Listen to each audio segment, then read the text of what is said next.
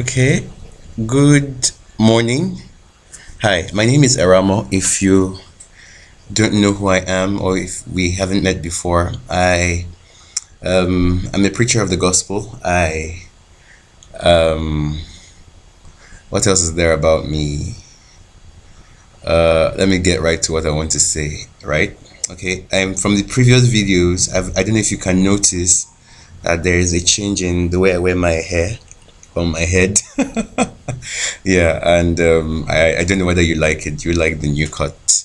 I hope you do. I had to move around to see if where would be the best possible lighting enabling environment or something for me to make this video. Um, there are quite a number of things I want to share today. I hope and I pray that you would enjoy it as much as I would. Yeah.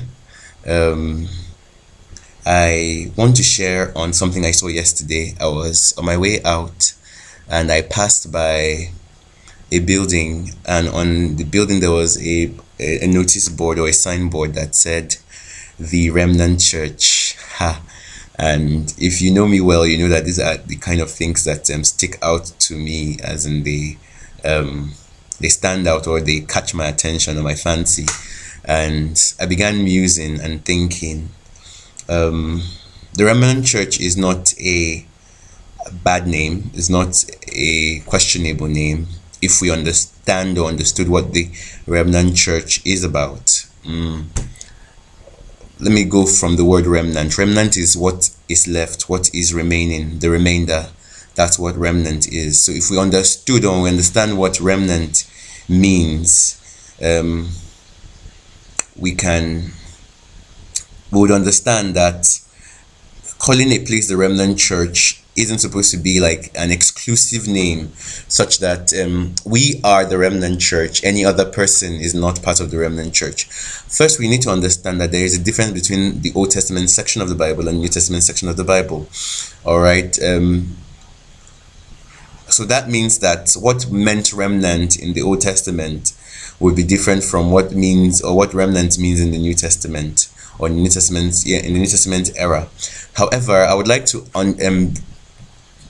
define that remnant isn't an exclusive term for a select group of people.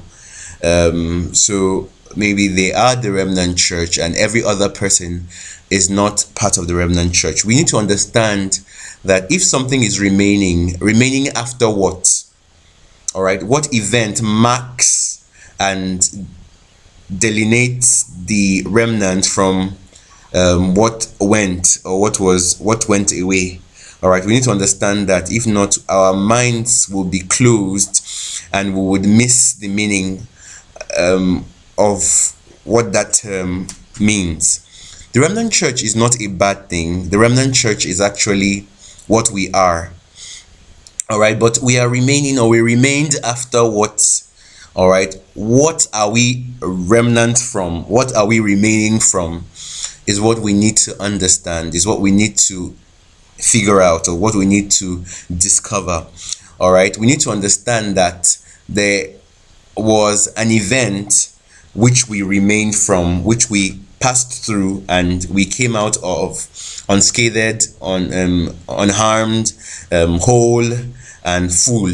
All right, we need to understand that. And what event was that? I dare say that that event is what is the cross. All right, the cross, which refers to the death, burial, and resurrection of Jesus. All right, so whoever survived that event, whoever came out after that event, is the Remnant Church.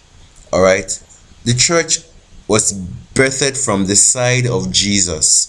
All right, the church came out of his side, and that church is the Remnant Church. There is no distinct and select group of people who are called the remnant, and every other person is, well, not remnant, maybe leftover or something. All right, everybody is the Remnant Church. I don't know if you've seen my video, Who is the Church? All right, it kind of explains this term, that the church is everybody. All right, if you read Acts chapter 19, it talks about Jesus Christ, or Acts 20:27. It talks about how that he paid for the church with his own blood. All right, and we know that he paid for the world with his own blood. I'm talking about the inhabitants of this earth. All right, past, present, and future. He paid for every man with his own blood. What that means is that every man is who the church is. The church is not only those that believe. The church is made up of those that believe and those who are yet to believe. Remember, everyone that believes today didn't believe yesterday.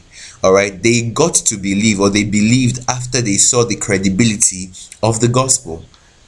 All right, so it will be unfair, it will be not just unfair, to be stupid, all right, and foolish to think that an unbeliever is not part of the church.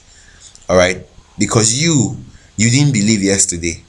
All right, and we know that when he saved everybody once and for all.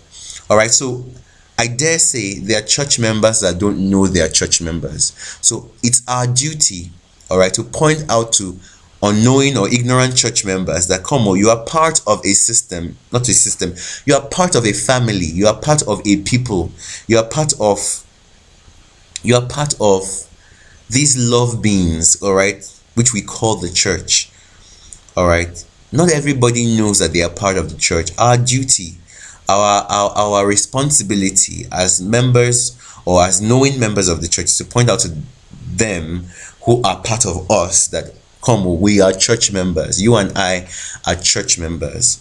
All right, so that's what the remnant church is. The remnant church doesn't refer to a select group of people.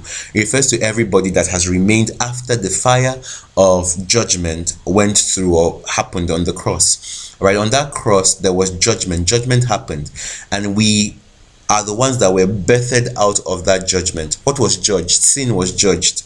All right, sin was destroyed. Death was judged. Death was destroyed. Hell was judged and hell was destroyed. All right, we that have survived, or we that were birthed from that experience, are the church, or is the church. Amen. And the church refers to everybody. The church refers to everybody: atheist, Christian, Buddhist, Muslim, Krishna, whatever you can, Rastafarian, all right, white, black, Greek, Jew, Scythian, Scythian, whatever, Samaritan, whatever label you can think of, whatever label you can come up with, whether those that are in existence today or those that are yet to come. I've heard of Christian Scientists. I've heard of different labels that people slap on themselves. All right, whatever label you can come up with, all right, is a part of the church. All right, is a part of the remnant church. Now, there are remnant church members that know that they are remnant church members. Their duty is not to separate themselves, distinguish themselves from those that do not know who they are. All right, their duty is to point out that, come, we are all members of this church. We are all members of this love. We are all loved sons of God. We are all loved sons of our Maker and Creator. All right, so the remnant church is about embrace. The remnant church is not about feeling high and feeling mighty. It's about embracing one another in love. All right, so that's the remnant church. We remained after the judgment. We remained after the cross. We remained after hell, death, and sin was or were judged. We remain. So that's why we're called the remnant church. And the remnant church is not for some people. Everybody, past, present, and future, every man that has ever lived, is living, and will ever live on the face of this earth is a part of that church. Survived, came out of, was birthed from the cross, was birthed from the judgment that happened on the cross. All right, so is greater than the judgment that happened on the cross. All right, and has been judged already, is not going to face a future or a later judgment or a latter judgment, has been judged already. So is free from guilt, sin, condemnation, and whatever form of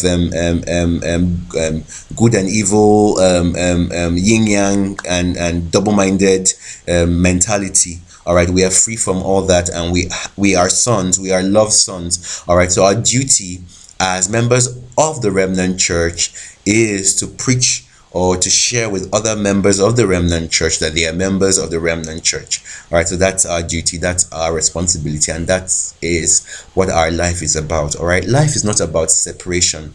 Life is about embrace. Life is about embrace. All right. So I would love you, and that's the goal of life. It's to love yourself, embrace and accept yourself. Many of us look down on ourselves. Many of us are not content with ourselves. We look down, we under appreciate ourselves because we think that there is something better, there's something greater, there's something more acceptable about us out there that we are yet to become. See, all that you are ever going to be or become, you already are. All right, so it's high time you started loving yourself. It's high time you started accepting yourself. It's high time you embraced yourself. It's high time you settle down and just feel at home with yourself, because you are the best that you can ever be. There's no better you out there waiting to come. All right, you are the best. You are at your peak. You are at your best, and it's only with scaled eyes that you keep seeing that deficiency. All right, I want you to just step up, step out, and just be yourself, because you are so remarkable. You are so outstanding. You are so wonderful. You are so amazing. All right, that's part of what I wanted to share today. So the Remnant Church is not about separation. The Remnant Church is about embrace. All right, embrace, and let's tell ourselves who we are. All right, we are part of the Remnant Church. Amen.